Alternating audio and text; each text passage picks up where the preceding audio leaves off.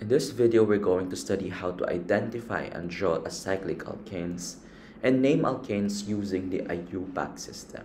Again, when we say alkanes, these are saturated hydrocarbons, meaning it has only single bonds. So they follow the general formula CnH2n plus 2, where n is a counting number. Okay, so if I have one carbon atom, it will be C1H2 plus 2, so that's CH4. So alkanes can exist as a straight chain, branch chain, or a cycloalkane.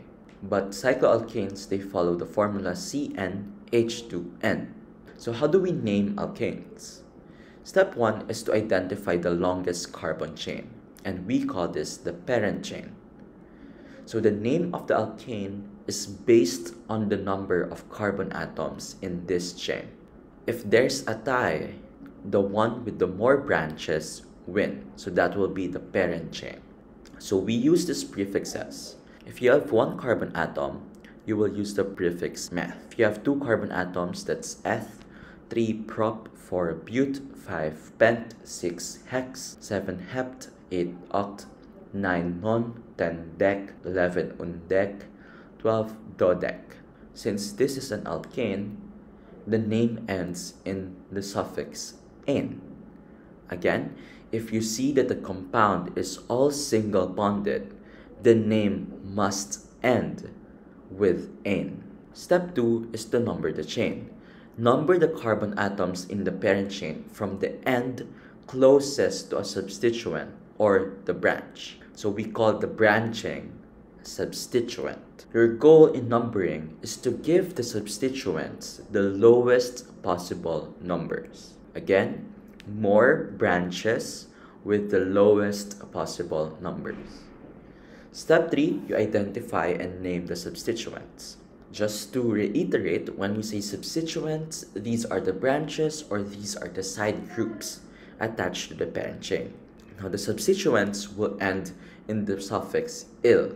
For example, if the substituent has one carbon atom, it will become a methyl. If it has two, it will become an ethyl. 3 propyl, 4 butyl, 5 pentyl, 6 hexyl, 7 heptyl, 8 octyl. Now, sometimes there are alkyl groups that are branch, and so they follow a common name. For example, if you have a substituent called 1-methyl-ethyl, the name would be isopropyl. It's like a Y structure. So it is 1, 2, 3 carbon atoms. That's why it's propyl. If you see a structure like this, it has a Y structure connected to one carbon atom. That is an isobutyl. If this is carbon, it will become a sec-butyl. This one will become a tert butyl. Here, there's no shortcut in knowing it. You just have to memorize the structure and the name. Step 4, you assign numbers to the substituents or to the branches or to the side chains. Now you have to indicate the position of each substituent using the number of the carbon it's attached to. So it will be number dash name. Step 5, you use prefixes for multiples or for the repeated substituents. So if it is repeated twice, it will become di. If it's repeated thrice, it will become tri, 4, tetra. And lastly, you need to arrange the substituents alphabetically. Important reminders, you don't include di, tri, tetra, sec, and tert in alphabetizing your names. Again, these are not counted. Iso is counted in alphabetizing because it's part of the name group, such as isobutyl, isopropyl. They are part of the name. Let's have an example. Let's name this alkane. First step is to identify the longest carbon chain or longest continuous carbon chain. You can only see single bonds, so the name ends with "ane". Now, the longest carbon chain is this one. Longest continuous carbon. Again, carbon only. Next is to number the carbon in the chain.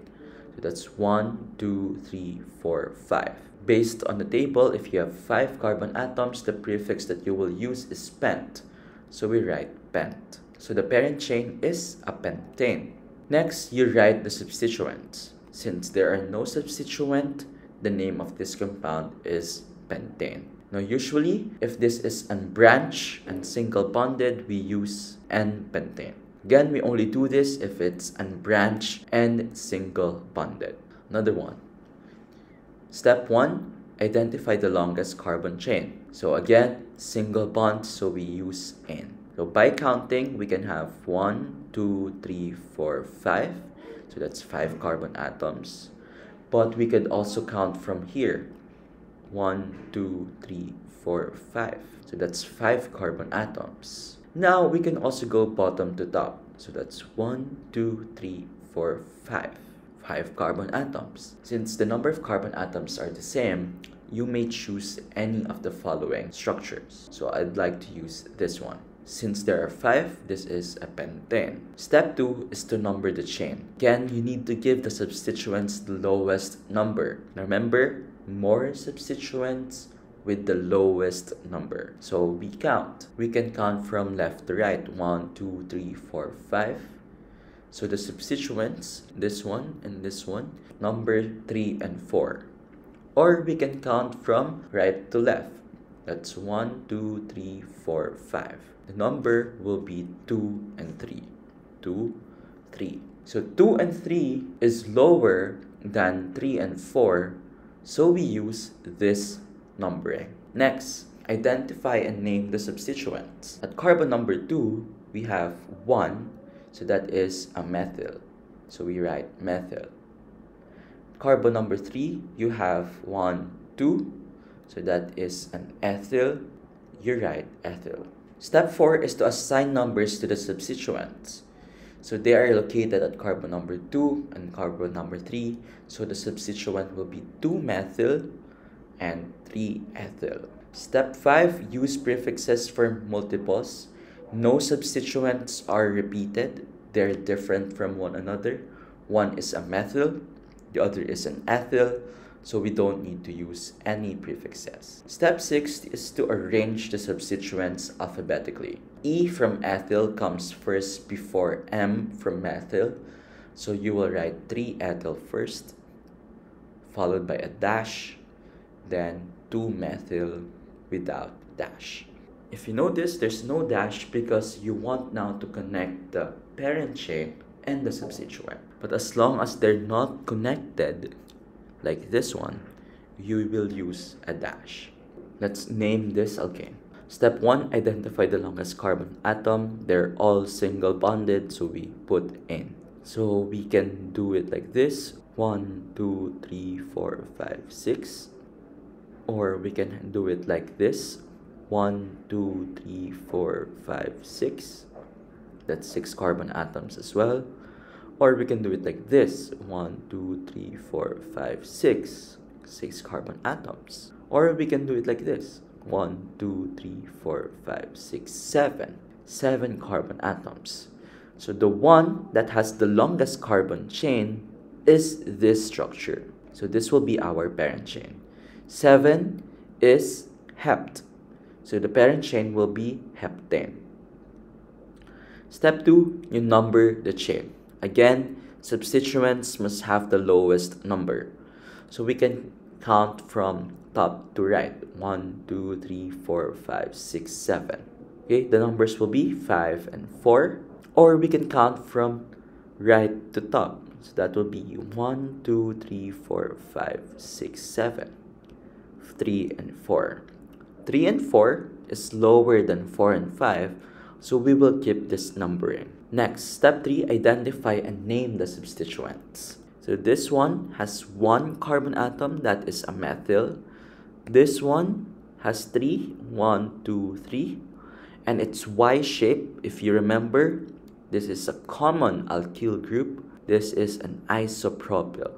So we write isopropyl. Then we assign numbers to the substituents. Methyl is at carbon number 3. Isopropyl is at carbon number 4. So we write 3 and 4. Step 5, use prefixes for multiples. No substituents are repeated, so no need to use prefixes. Step 6, you arrange the substituents alphabetically.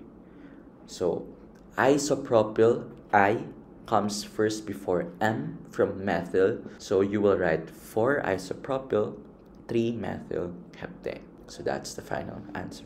Next, identify the longest chain. So this is an alkane, so put in immediately. So we can count like this: 1, 2, 3, 4. 4 carbon atoms. We can do it like this: 1, 2, 3, 4. That's 4. Or it could be going down: 1, 2, 3, 4. So 4 carbon atoms. All of them are 4. So you choose any of the following. So I want to use this structure. So 4 is butane, so I'll write bute.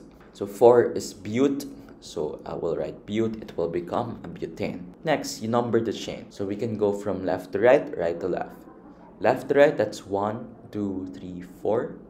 The number will be 3 and 3, right? 3 for this, 3 for this. If I go right to left, that would be 1, 2, 3, 4. The numbers will be 2 and 2. 2, 2. So 2 and 2 is less than 3 and 3, so I will use this numbering. Next, identify and name the substituents. This one is 1 carbon atom, so that's a methyl. This one is 1 carbon atom, that's a methyl. Assign the numbers to the substituents. So this methyl is found at carbon number 2, so we write 2. This methyl is found at carbon number 2, so we write 2-methyl. Step 5. Step 5, use prefixes for multiples. Methyl is repeated twice, so we use di. So it will become a dimethyl. If you remember, di is not used in alphabetizing, so we use M. So arrange the substituents alphabetically. We only have one kind of substituent, so no need to alphabetize actually. So it will become 2,2-dimethyl butane. If you notice, the number is repeated because the first 2 refers to the first metal, the second 2 refers to the second metal downwards. So it's important to repeat the number and to use the prefix di to indicate that methyl is repeated.